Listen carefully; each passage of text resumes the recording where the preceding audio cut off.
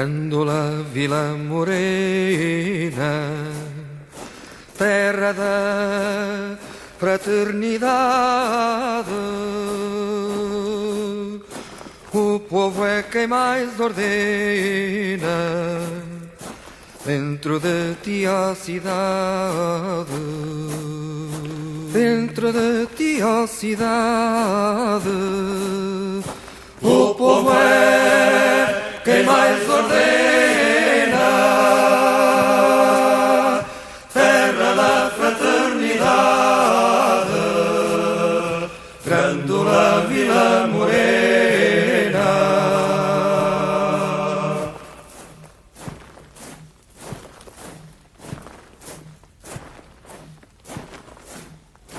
Em cada esquina um amigo, em cada rosto igualdade,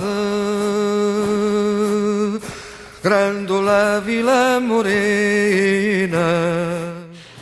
Esse movimento tem uma presença enorme na nossa história. Nós todos que estávamos no meio de uma ditadura horrível também, fizemos várias possibilidades de sair à rua, de comentar, de discutir, de falar, e começou um movimento de juventude mais organizado também no Brasil, a partir dessas memórias que vão sendo recuperadas e dessas relações que vão sendo feitas. Os portugueses começaram imediatamente a reabrir o espaço de debate, novas revistas foram abertas, cursos foram abertos, a Universidade Portuguesa se integrou imediatamente com a Universidade Brasileira, no Rio de Janeiro, em São Paulo. Então nós temos assim uma dívida também, né, com esse 25 de abril, porque foi da vitória dessa resistência que chegou a um momento que não suportava mais, a nossa também possibilidade de começar a nossa luta mais radical, que não teve a expressão maravilhosa que teve os portugueses, né? Então, obrigada pela Grândola Vila Morena, adoro essa música, me lembra coisas muito boas, amigos portugueses que a gente se relacionava há muito tempo e que foi uma choradeira de lá para cá, daqui para lá, né? Nós no meio de uma confusão, de uma ditadura maldita, eles se libertando e a gente com uma esperança enorme de que esses passos iam dar para a gente condição de pelo menos amoinar o caráter bem discriminador da ditadura brasileira, que deve a nós muitos anos, muitas vidas e muitas violências. Então vamos lá, nós hoje vamos falar de outra coisa, muito diferente dessa. Nós vamos falar de pesquisa acadêmica que se transforma em processos de trabalho que vão produzir materiais de ensino lá para os primeiros alunos, né? Então, é um trabalho que eu desenvolvi bastante tempo, com o Maurício, com várias pessoas. Durante mais ou menos 5 anos, nós fizemos um percurso do Brejo do Butantã para Diadema, no meio da movimentação da população trabalhadora, dos movimentos, etc. Na coroa, onde está a verdadeira coroa. Onde está a verdadeira coroa. E aí, nesse lugar, nós resolvemos fazer um trabalho que juntava, né, a necessidade fundamental de que você tenha um conhecimento do lugar onde você vive, né, e que deste lugar você recupere imagens, possibilidades, discursos, histórias, para pensar qual é a sua inserção nesse lugar, né? Para pensar qual é a sua relação com o lugar, para pensar como é que o lugar tem a ver contigo e com seus sonhos e com suas transformações. Então, nós estávamos fazendo um trabalho nosso em Diadema, portanto, uma cidade jovem, né? Uma cidade operária, uma cidade de um movimento de protesto imenso, e deste lugar nós então resolvemos fazer um trabalho com as escolas. Nós estávamos com 12 escolas naquele momento, né, Maurício? 12 escolas, onde a discussão entre o trabalho da historiografia, o trabalho da cidade, o trabalho dos bairros, o trabalho da população, o trabalho dos novos sujeitos que chegam nesse lugar, se juntavam no reconhecimento de cada um desses sujeitos na relação com a cidade. Então, nós pensamos primeiro em olhar a cidade a partir da sua distribuição geográfica. Bom, então, vejam lá, o que aconteceu? Eu comecei a criar contos, né? Porque eu estava tão enfiada nessa história, nesse trabalho, nessa relação com as escolas, com as crianças, que é para cá, que é para lá, os meus alunos, a gente tinha 30 pessoas reunidas cada 15 dias, com bolsa da FAPESP, para fazer o trabalho. Era uma coisa assim, maravilhosa. Então, aí nós, Maurício era bem jovenzinho, tinha acho que 6 ou 7 pós-graduados. Você estava fazendo doutorado, eu acho, né? Não, eu estava na iniciação científica. Estava na iniciação científica. Eu acho que tem uma questão que é fundamental, que a Zilda colocou, e que, de certa forma, a gente está trazendo isso como uma proposta aqui de performance, né? E depois dá para discutir um pouco mais esse conceito, mas a ideia é justamente esta, né? Eram mais de 30 mestrados e doutorados da FEFELESH, todos da região de Diadema, da região de Diadema, da ABC, enfim. Então, por exemplo, um mestrado sobre a ecologia represability, algo assim. Um outro sobre a questão da escravidão na região. Um outro sobre a migração. Um doutorado sobre quando a Anita Malfatti viveu em Diadema. E assim por diante. Então, esse material foi transformado em contos pela Zilda, né? E trabalhou anos junto com os alunos de escola pública lá do ensino fundamental. Então vocês vão ver no material, portanto, esse trabalho em hipermídia, ele já tem quase 20 anos. E é uma coisa que muito me orgulha, porque ele ainda funciona nos computadores, né? Vamos imaginar um trabalho se desenvolvendo, fruto da pesquisa acadêmica de mestrado e doutorado, se desenvolvendo em material didático para o ensino fundamental, né, de uma maneira ficcional, poética, portanto, direto da universidade para a escola. Então, este produto eu nunca vi depois. Não sei, desse nível, com mais de 30 mestrados, doutorados, se transformando em material didático, indo direto para a escola, a partir de uma noção de história local.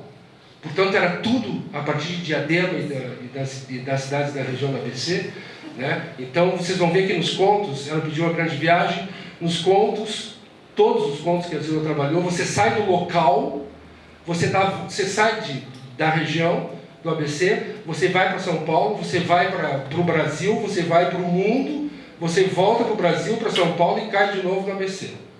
Então, todos eles têm essa circularidade. Então, os alunos aprendem a história, a cultura, e blá, blá, blá, a partir do local, da história local. A grande viagem. A mãe estava com tudo pronto. Não era muita coisa. Uma pequena mala do tipo caixote, embrulhada num saco branco de farinha, de modo a proteger tanto o conteúdo como o recipiente. Costurada na boca, deixava visível apenas a pequena alça de metal recoberta com uma pala de couro de bode. Ou seria cabra? Bem, não sabia ao certo. A mulher estava ansiosa e andava bem rápido de um lado para o outro, falando sem parar. Uma grande caixa com panelas de barro, os restos de farinha de macaxeira da última safra do pequeno roçado. Diadorim também estava agitado. Nunca deixara Quixeramobim, nem andara naquela máquina barulhenta que parecia uma das muitas centopeias que ele costumava cutucar com um pauzinho e, depois de cortá-la ao meio, fazê-la corcovear como uma mula brava. Mainha, disse de repente, como é o nome do lugar onde vamos morar? Diadema, respondeu a mulher. O que é isso? Retrucou o menino. A mãe pensou muito e arriscou. Acho que é a coroa da cabeça da santa. No final de cada conto, levanta o livrinho, né, aqui embaixo, a sudeste aqui, e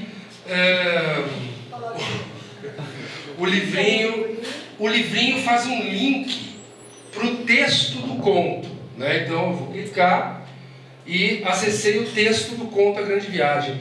E o texto do conto A Grande Viagem faz um link, e o texto do conto leva para trechos das teses e dissertações de mestrados e teses de doutorado.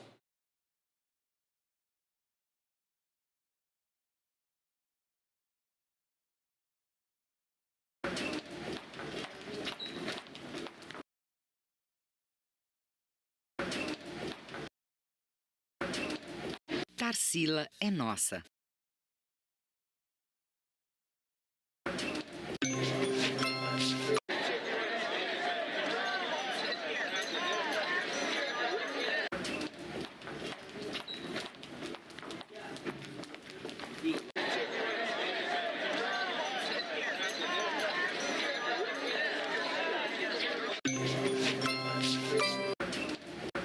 Ceci encontra João Ramalho.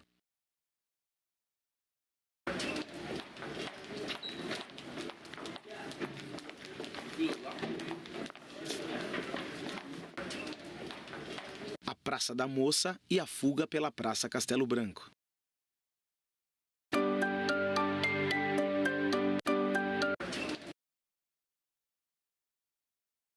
Vida de operário não é mole.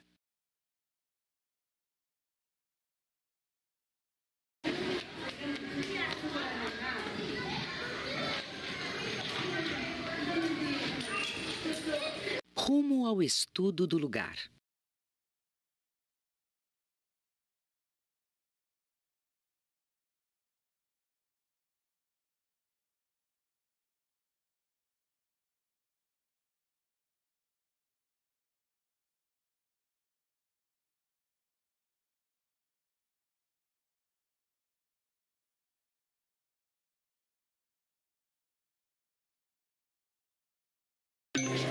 Diadorim aprende sobre o tempo.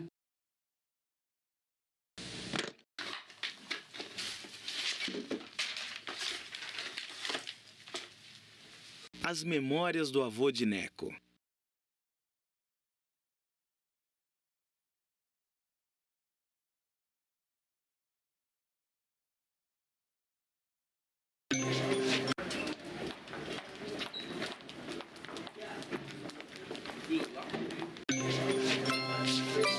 Rumo ao estudo do lugar. A grande viagem.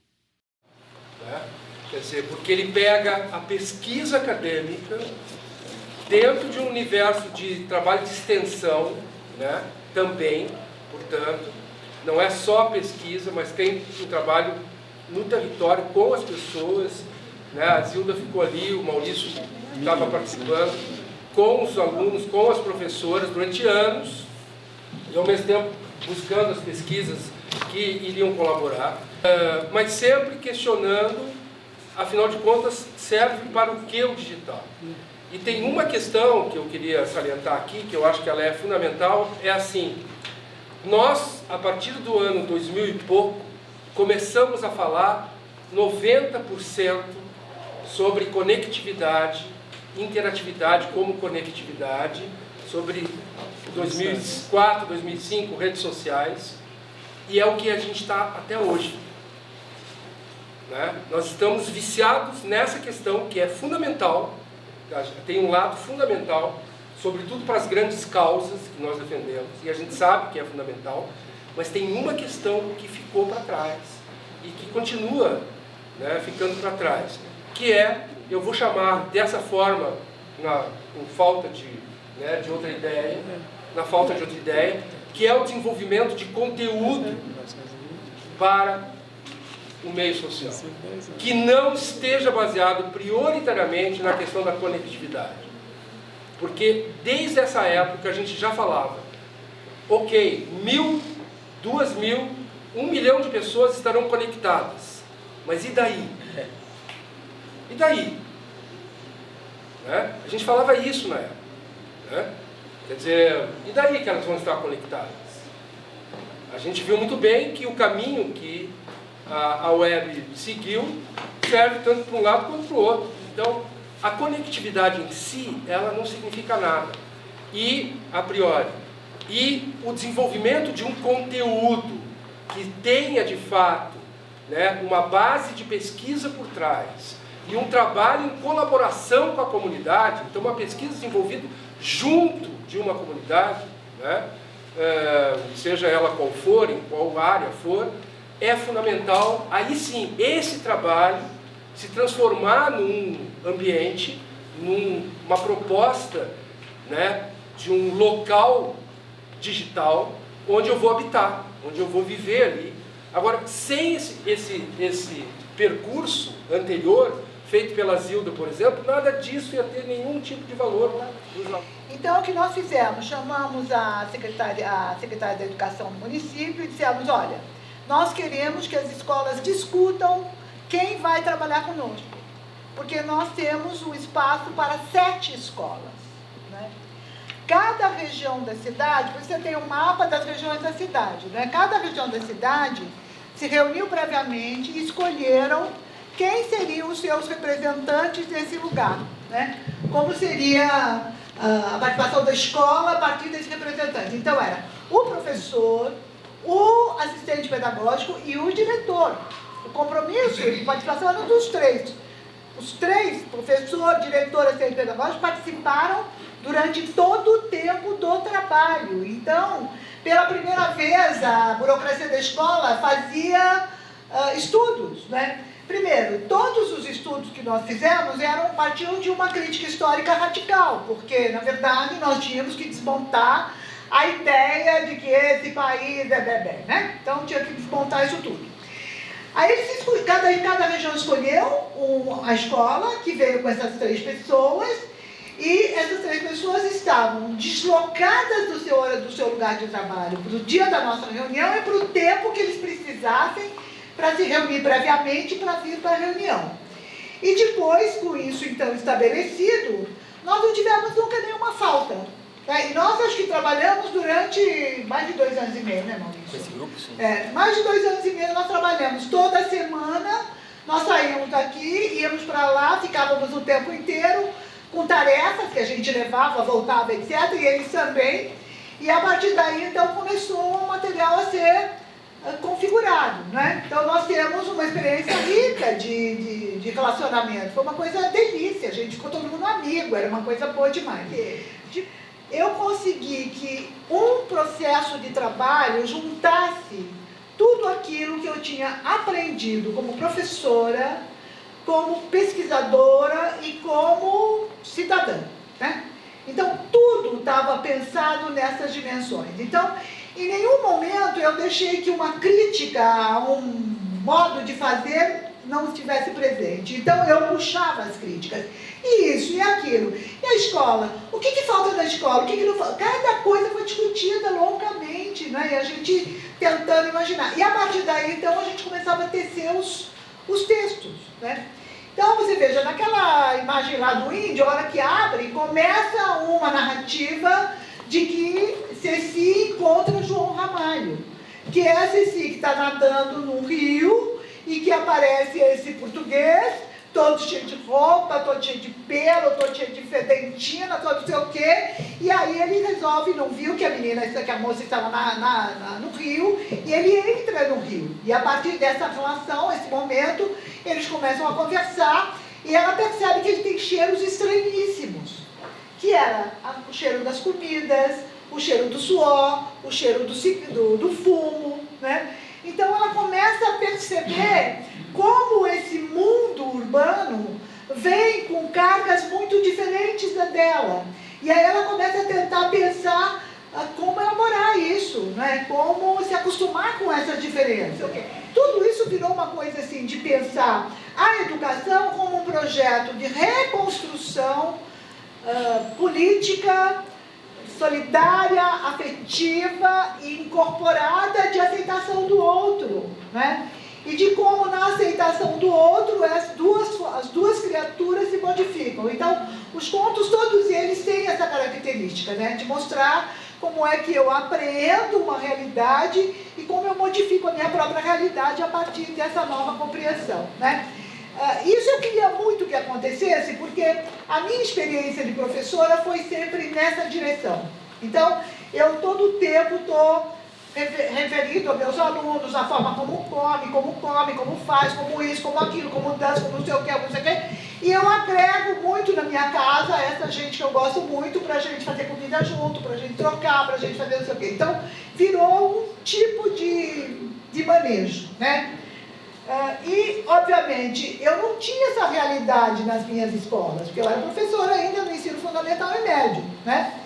E aí, então, eu tinha que me deslocar um pouco. E, obviamente, que a minha entrada na universidade e o tempo integral que vai acontecendo aos poucos, né, me garantia essa múltipla relação.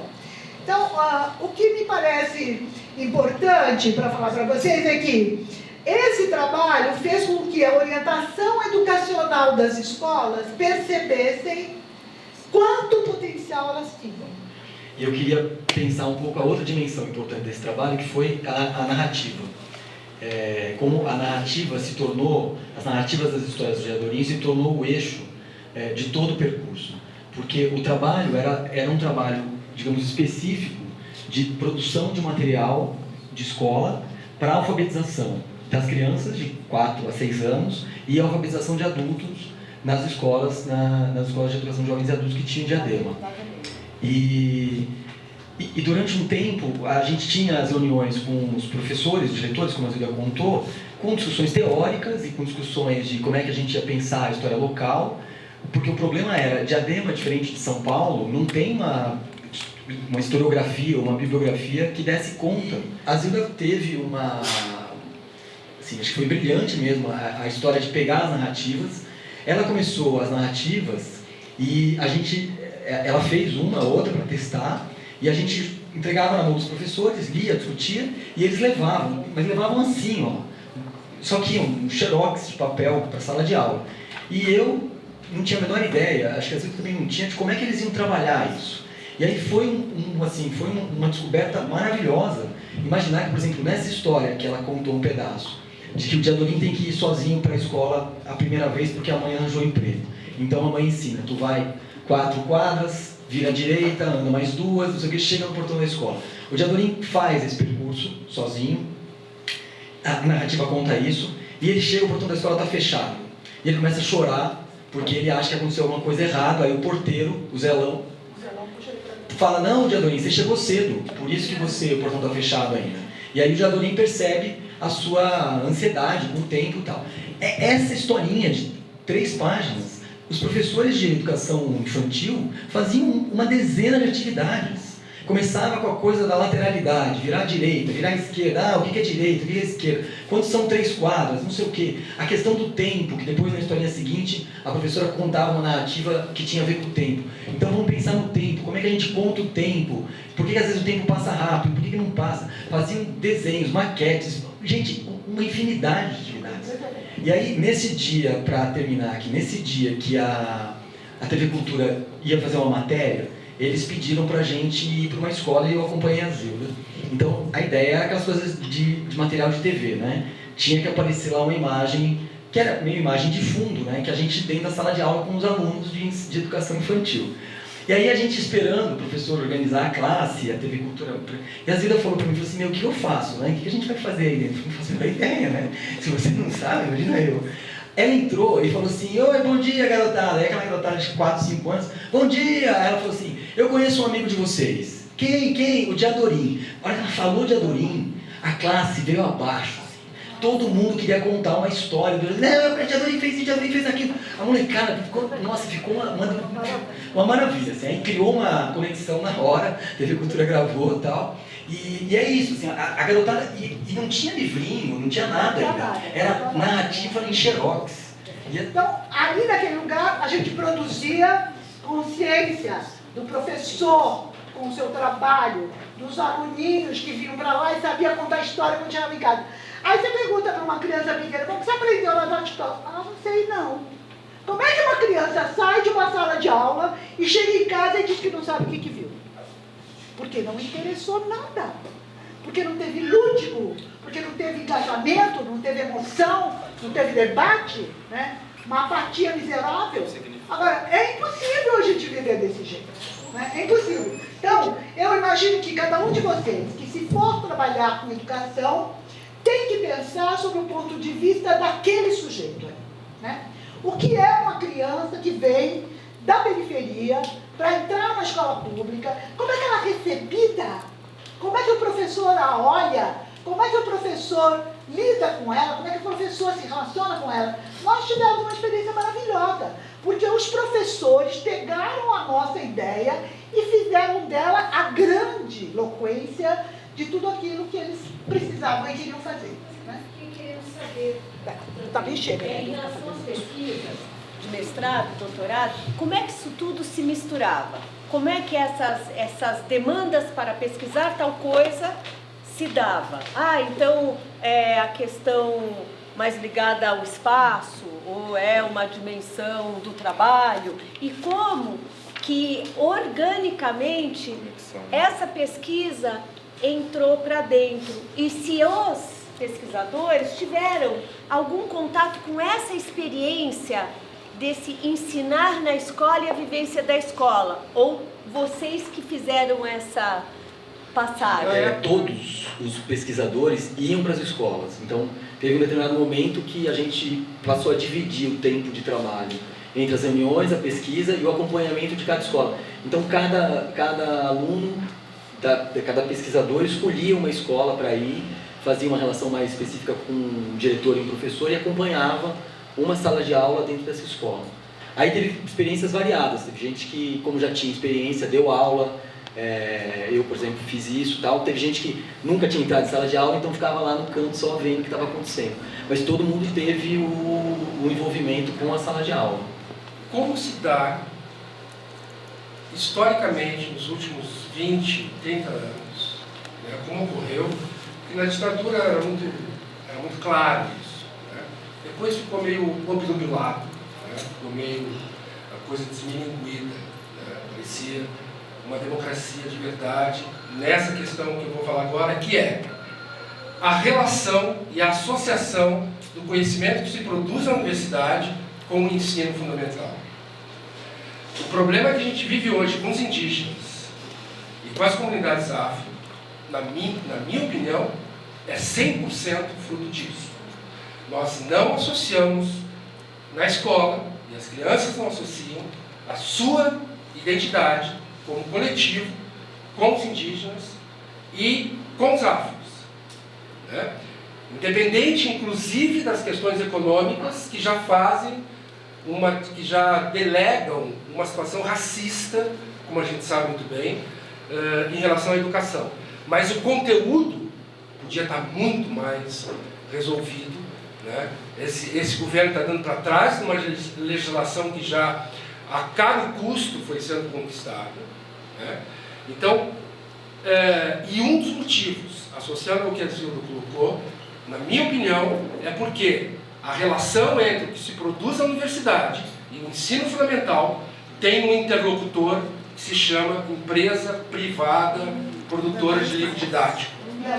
Na verdade, quando você está desafiado a juntar crianças com memória e com história, não é possível você fazer isso sem estabelecer uma performance, não é?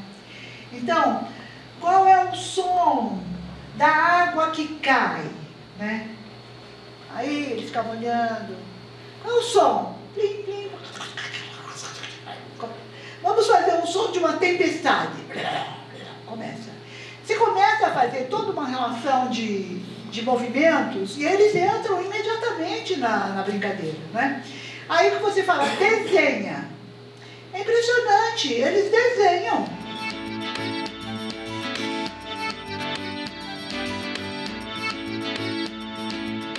É tão difícil levar, plantar de sua morte. O Brasil precisa se alimentar, o Brasil precisa se alimentar. Morava na minha terra, no meio de uma katana, e bolei minha cabeça, que só queimava de bolei na minha história, pra nunca assinar.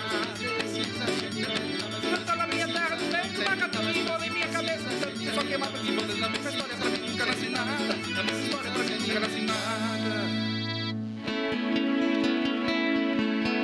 Quem sai da roça com a enxada e com a enxada na mão,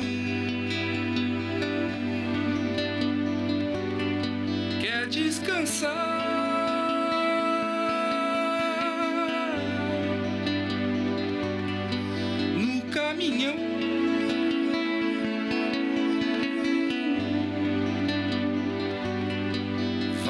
pensar